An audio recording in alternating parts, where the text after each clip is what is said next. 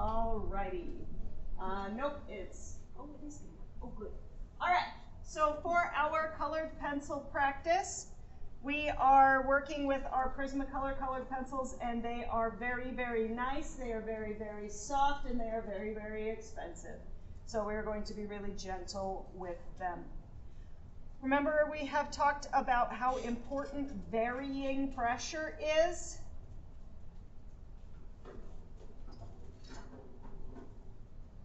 Which means changing how hard you push.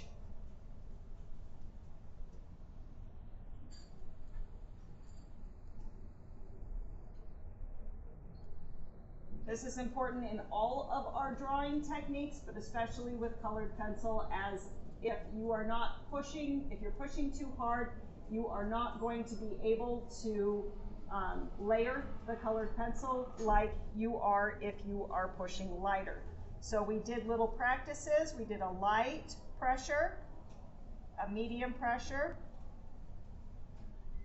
and a heavy pressure. And use a bold colored pencil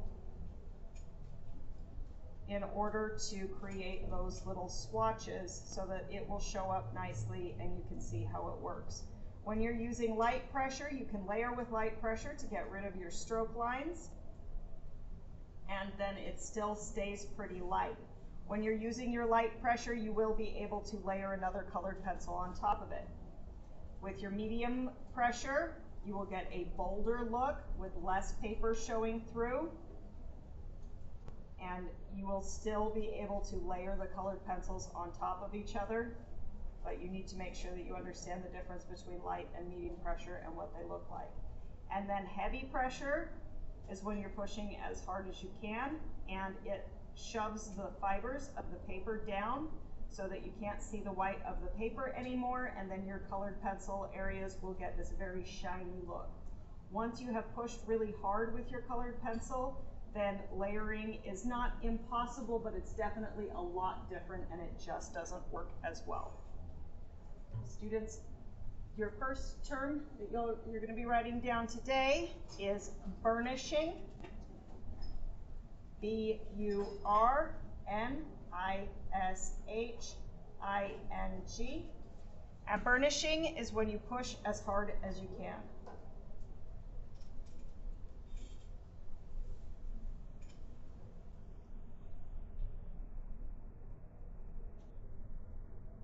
And I don't mean you're going to be like shoving through the paper onto the table underneath, but just reasonably when you're using as much pressure as you can, and it gets all shiny like that, your area would be considered burnished. And if I say that, then, and I'm trying to get you to layer something, and you know that if you've burnished, you can still like kind of erase. Your colored pencil isn't going to really erase, but you can lighten it up, you can change it, you can remove some areas of color so that you can add different areas of color, so you have some ability to change it. But if you've burnished and pushed really hard, it makes the paper so that it's super flat and kind of weird, so that if you go to erase, the fibers will still be shoved down. And so it will layer differently, and you need to know that that's something that is going to happen. All right, so I've been talking a lot about layering. Your next term. And layering is the process of building up layers for a more interesting use of that color. So layering, your next term, is process of building up layers for a more interesting use of that color. Okay, and layering is what we're really going to be working on a lot for this project and for the practice that we're getting ready to start doing. Layering is really important, and it's what kind of separates the colored pencil, the interesting and sophisticated colored pencil work from your kind of standard coloring book. I filled this in sort of colored pencil work. So what we're going to be doing is creating a little value scale, and I will want you to use the paper that we're going to use for the project. So I'm going to pause the video and go past it now. Next, we're going to create a value scale with our colored pencils. So on your paper, I'm going to make a little spot for the value scale to go. You can see I have my little piece of paper here on my sketchbook. I'm going to label my sketchbook so that it says value scale.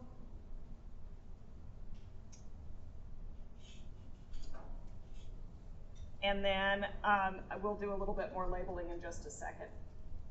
So for your value scale, you're going to start with the lightest color, not white, but the lightest color in the grouping that I gave you. So go ahead and organize your colored pencils right now so that they change from light to dark. Like you can see my little example up here. That way I will be able to use them in order of light to dark without having to think about it.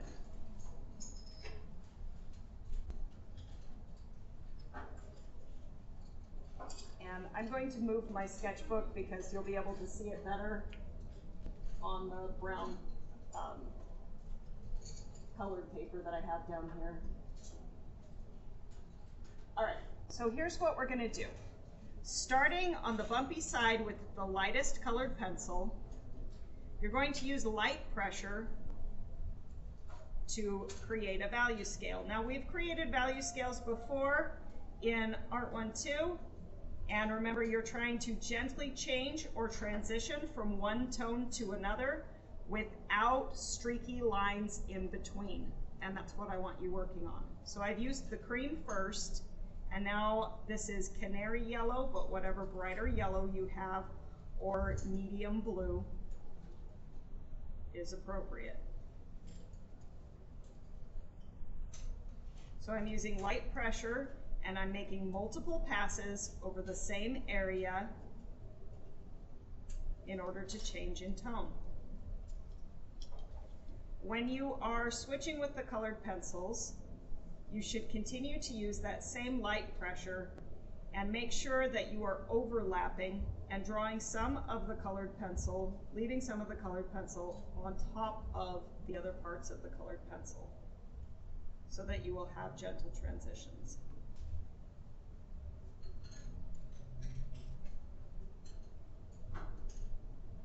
Okay, this is the first layer. There will be more than one.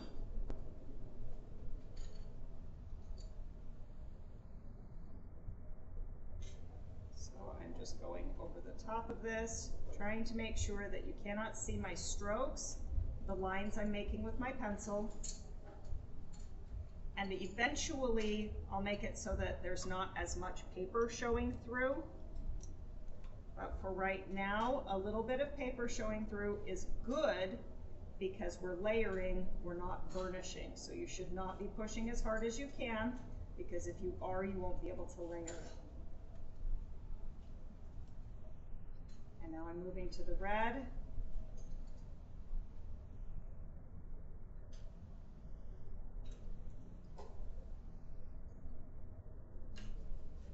And then the Tuscan red is the last one that I'm going to use, as it is the darkest.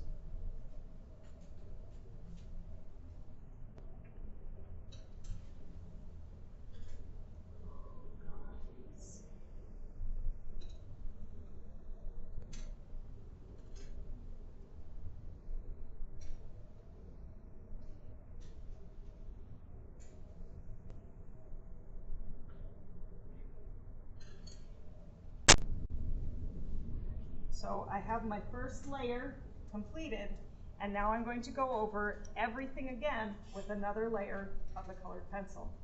In this case, I'm going to be less careful about where the colored pencil goes. If you notice, I'm using my cream colored pencil, and I'm going all the way over some of the orange areas because I want it to transition through everything. If you use a color in multiple places in your picture, even if it's not the main color, but it just makes a little guest appearance in that area, your picture will have more unity than another artwork. Now I'm using my yellow. Yellow can go over the top of everything that I'm using because they're all analogous to yellow. So they're all part of the same color family. And it will blend together. So I don't have to be particularly careful with yellow because yellow is light and it's also part of orange. Okay, the oranges I'm going to have to be more careful with because if I put orange on top of yellow, she'll beef out and then yellow won't be able to fit anywhere and it won't work, like you won't see it anymore. So now I'm using really light pressure with my, let's see, what is this? This is just straight up orange colored pencil. And I'm trying to make this transition or the change between yellow and orange a little bit more gentle. I'm doing that with very, very light pressure. I'm going over the line. And then now I'm going to bring the orange back and let it go through the other colors, but not the yellows, so that everything is blending and changing and transitioning together.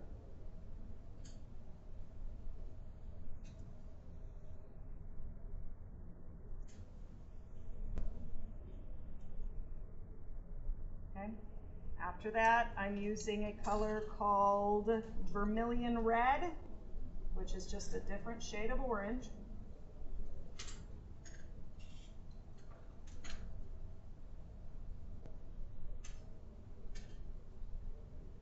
I'm doing the same thing. I'm not going all the way into the other orange because it'll change it to be vermilion red and I don't want that, but I am dragging it all the way back here so that it can create unity with these other colors that it's not going to ruin if I put it over the top of. I know that it won't ruin them because they're darker and more bold than it is. And then I'm using lighter pressure over here. Now I'm moving into Scarlet Red because that's the next one that I have, and it looks like an orange red.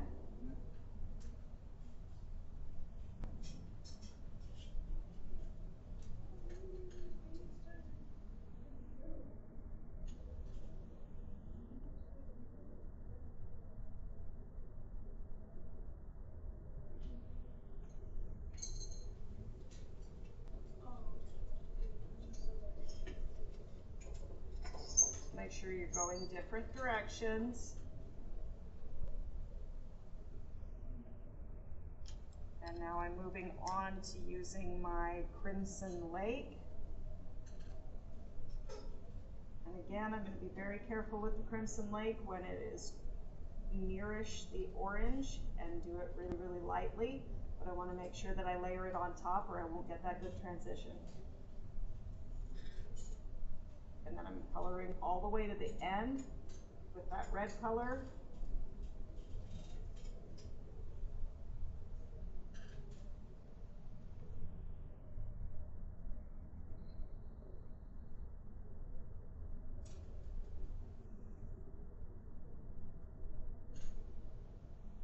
So we're going all the way to the end, and then with my Tuscan red, that's the last color.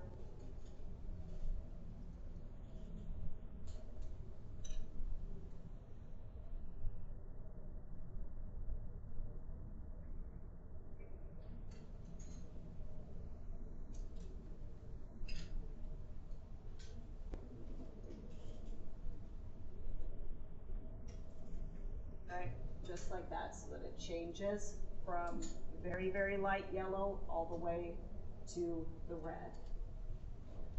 The next pencils we're going to talk about are the white colored pencil and your colorless blender. White colored pencil obviously is just a white colored pencil, but the colorless blender is just kind of the wax that is part of the colored pencil. So it doesn't have any pigment in it. It's just the wax in the binder. So when we are doing our blending, which is what we're going to do next, is blend. You're going to blend the bottom half of this little value scale with the colorless blender and the top half with the white. Okay?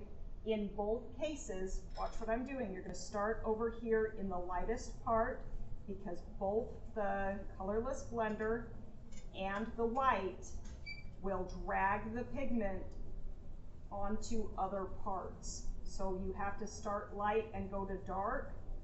If you go the other way, the red will get all over the yellow. Okay? And then you will be using burnishing. Do you see how dirty this guy got?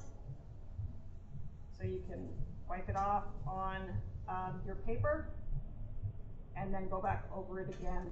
So we're going to burnish with our colorless blenders, and then you're going to burnish or push as hard as you can with the white, and you'll see that while they both will blend, the white will lighten and the colorless blender darkens.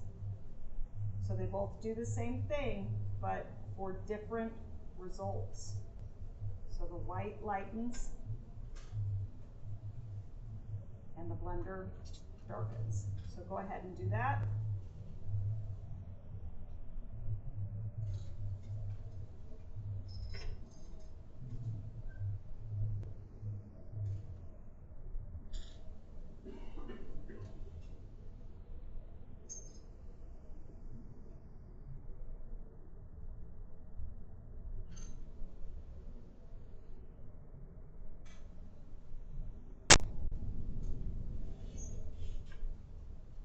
When you have a nice transition and you've used white on the top part and the colorless blender on the bottom part, glue it into your sketchbook and label it like this.